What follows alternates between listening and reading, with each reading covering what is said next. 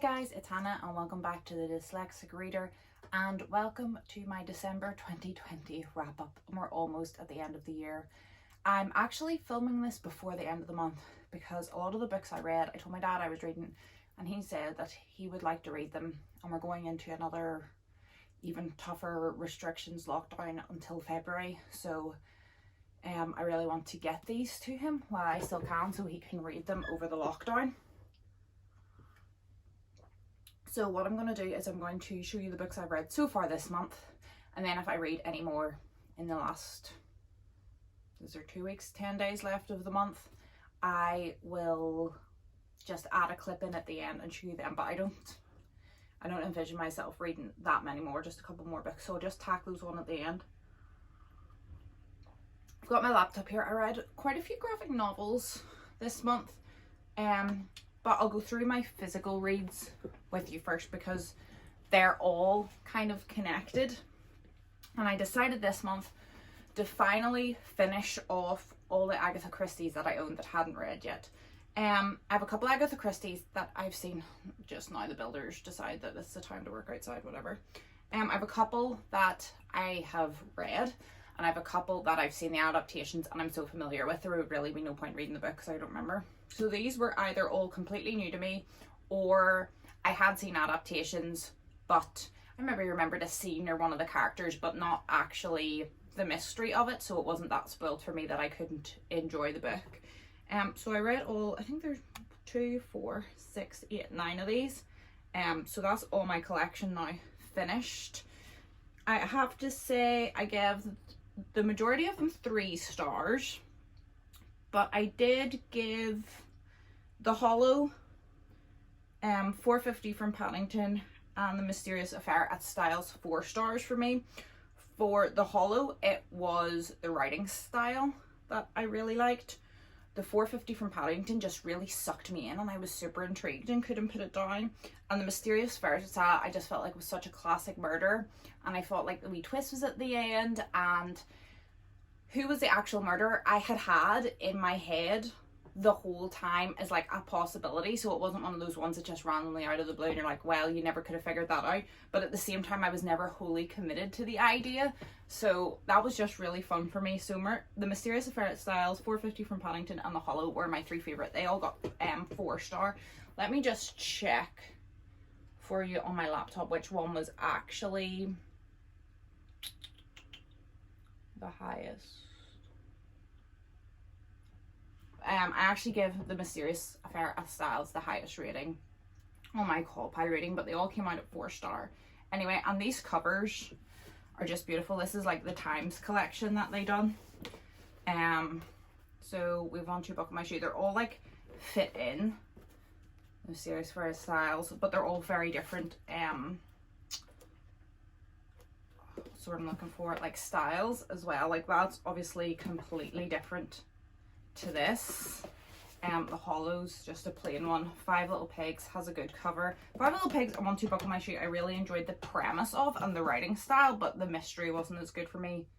The Mirror Cracked, Sad Cypress, and I think probably my favorite cover is The Murder in Mesopotamia one, which I really liked as well. It was really close to getting a 4 star. I really enjoyed the setting of it, but I just thought the mystery was a bit weak.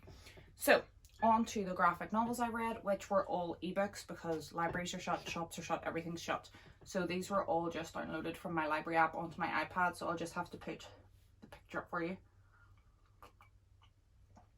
I read Lock and Key Volume 1, Welcome to Lovecraft by Joe Hill, and this is a horror series that I heard a lot about, and I did enjoy it. It was a 3 star. I thought it was good. It just wasn't up my alley.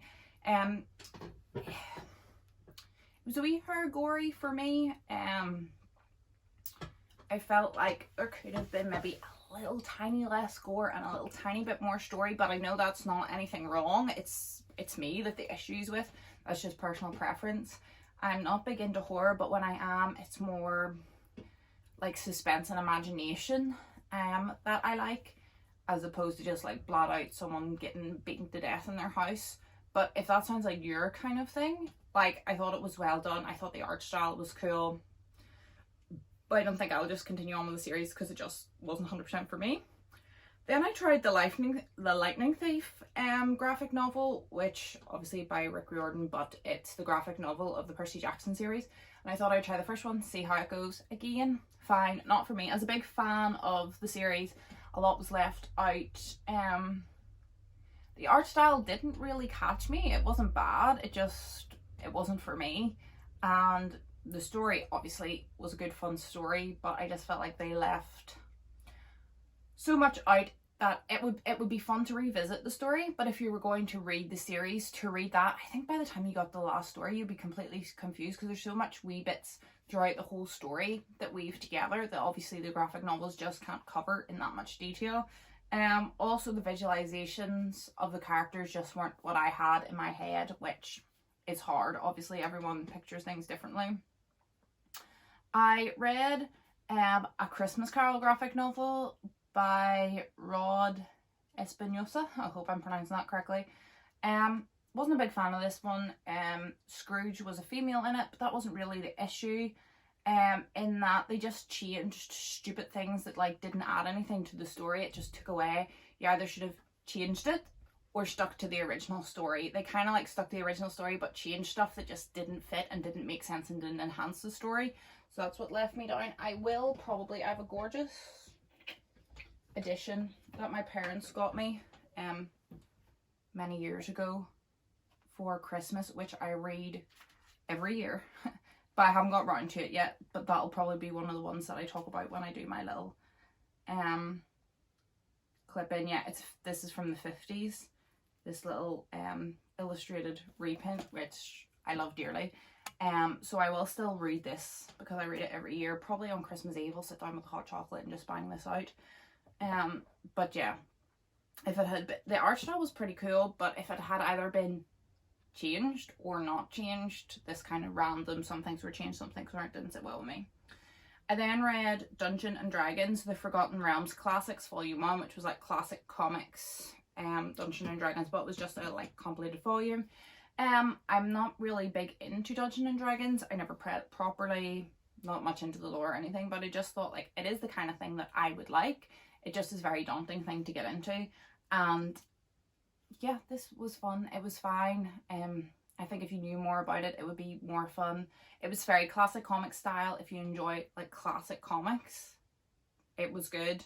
It was very classic comic though, and the stories were getting a wee bit repetitive for me. By the end, I was like, yeah, well, we've done this like 10 times in the previous comics.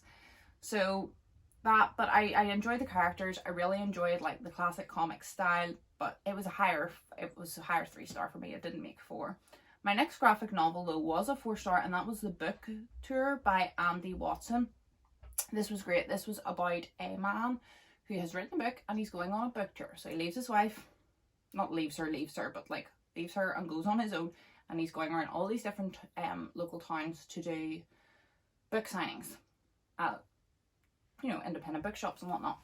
But there is like a local murder on the loose, and like the murders seem to like follow him where he goes, and they assume he's connected to it in some way, and his life is just slowly falling apart as like the book tour gets worse and worse and worse and worse. I thought this was really good. I thought the art style was good, the pacing was good, the story was really intriguing. There was very little writing, but the way that the writing was done just like pulled the whole thing together so well. So I think if you're into graphic novels and you're at all like bookish and interested in books, like this one is high up. I really enjoyed it, and it was just quick and fun and like really engaging. Then just for the crack, I read the first 2 in the Disney Descendants manga series. They were Evie's Wicked Runaway, and it was book 1 and book 2. And these were just 3-star. They were fun. If it's the kind of thing you're into, it passed an hour for me very pleasantly. But would I continue on with the series or highly recommend them to any manga fans? No, not really. I just kind of like the Descendants movies and was just looking for something fun and easy, and that's kind of what they were. But again, they were boring. There was no great storytelling or anything like that to them. Okay, we have 2 more left. One more graphic novel, Sheets. Heard this recommended everywhere. I just thought it was okay. It is about a girl who runs a laundry place, after her mum's death, and she's kind of like overwhelmed between school and the laundry place, and her dad's really depressed because her mum has passed. And then there is a ghost who's like classic ghost under the sheets, and he comes into the laundry and he tries to help, but he kind of messes it up, but then they become friends and it like fixes itself at the end. The story was just fine. There was nothing spectacular there. The art style was really nice. So if you're looking for a graphic novel that is just a fine story, nothing wrong with it, but nothing spectacular, but really like pretty art style, yeah, it's fine. And finally was just an ebook, and unfortunately it was 2 stars. It was Grissom Grange by Anthony Horowitz, and I had seen a TikTok that was like, oh, everyone thinks Harry Potter is so unique, but there's loads of people who have done similar things right before she who must not be named. And I thought, well, that's interesting. And out of the ones that they listed, this one seemed like, I was like, oh, that sounds interesting, you know, it would be interesting to go and check that out and like see.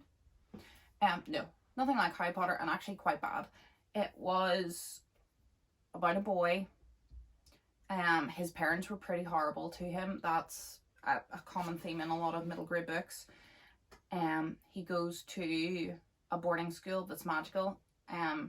Okay, but it's nothing like Hogwarts at all. He doesn't know he's a wizard. Everyone is mean to him. The teachers are mean to him. It's spooky. He tries to run away. It's horrible. He doesn't like it. And okay, there's a teacher who's like, there's a ghost teacher and a werewolf teacher and a teacher with 2 heads, but like, what magical middle grade story doesn't have like a werewolf in it just because there's a werewolf and a 2-headed creature and a ghost?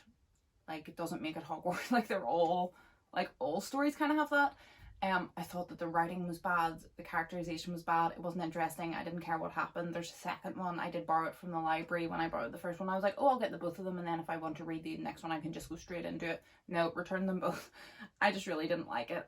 I've read other Anthony Horowitz books, found them fine. The writing was just bad in this one, the pacing was awful, didn't make sense. The whole book was written in 3rd person, but there was 1 chapter written in 1st person. Like, what was that about? It was just bad. I didn't like it and would not recommend. So that's what I've read so far up until the 20th of December. And as I said, I wanted to film this because all of these Agatha Christie books, I'm going to package up my whole set and send it to my dad, to maybe just give him something else to do over the next couple of months. And if I read any more books, which I'm sure I will because I'm in like the middle of one, and as I said, I always read Christmas Carol every year and I'll not miss an opportunity to do it, I will come back on here at the end of the month and just tag on everything else. So I'll see you in a couple of weeks, I guess. Me again, and I did read Christmas Carol over Christmas. Loved it, 5 star. It is one of my favourite classics, and I would say to anyone who enjoys the movie adaptations, definitely read the classic. It's more of a wordy Dickens. Some of his are a bit more accessible than others, but this one is so short, and if you're familiar with the story, that definitely helps. It's also, most of the movie adaptations are basically use the book as a play script. They're all very close, so definitely if it's a story that you enjoy, I would recommend this. I also read the ebook of Thrawn, which is a Star Wars book, and I really enjoyed this as well. It got a really high 4 star, and mostly because of the character. I thought the pacing was a wee bit off, but I thought the characterization of not only Thrawn but the side characters, I thought the story was interesting and it kind of wrapped up nicely. I think it is a trilogy, but perfect to read as a standalone if Thrawn is a character that you're interested in, to learn more about his origins, and then if you wanted to read 2 and 3 for more information you could, but also you would be completely happy to leave it after number 1. So I would highly recommend that as well for any Star Wars fans. Thrawn's a super interesting character, and with possibilities of him being possibly tied up in the storylines of some of the new series and stuff coming over the upcoming years.